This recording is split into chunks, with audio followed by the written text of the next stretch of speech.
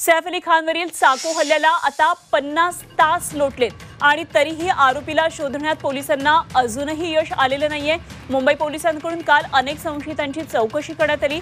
सैफ अली खानच्या बांद्र्यातल्या घरासमोर रात्री उशिरा सुरू असलेल्या दुकान मालकाची सुद्धा पोलिसांनी चौकशी केली आहे। 15 पेक्षा अधिक लोकांची मुंबई पोलिसांकडून चौकशी झालेली आहे आणि आरोपीचं सीसीटीव्ही फुटेज दाखवून त्याची ओळख पटवण्याचा पोलीस प्रयत्न करतात। रात्री फिरणाऱ्या लोकांची मुंबई पोलिसांकडून चौकशी करण्यात आली आहे, मात्र अजूनही हा आरोपी पोलिसांच्या ताब्यात आलेला नाहीये, त्याला अजूनही पकडण्यात यश आलेलं नाहीये। वेगवेगळ्या ठिकाणची सीसीटीव्ही फुटेज या तपासाचा मुख्य आधार आहे, तो काही सीसीटीव्हीमध्ये दिसतो देखील, मात्र अजूनही पोलिसांच्या हाती हा आरोपी लागलेला नाहीये।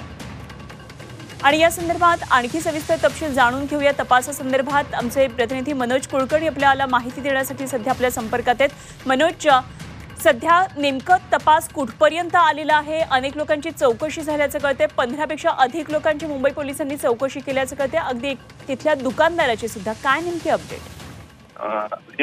अगदी बरोबर आहे।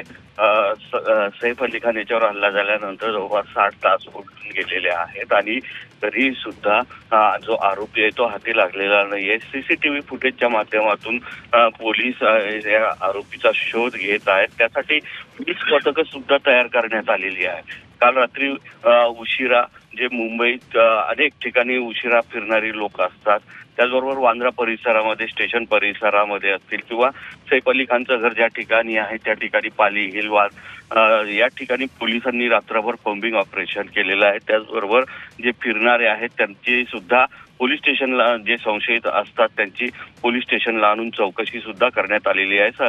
सैफ अली खानच्या घराच्या बाजूला जी दुकानं आहेत रात्री उशिरापर्यंत सुरू असतात, त्या दुकानदारांना सुद्धा आणून याची चौकशी करण्यात आलेली आहे। काल उशिरा जी करीना कपूर खान आहे तिचं सुद्धा जेव्हा पोलिसांनी नोंदवलेला आहे आणि त्या अनुषंगाने आता पोलीस पुढील तपास करत आहे।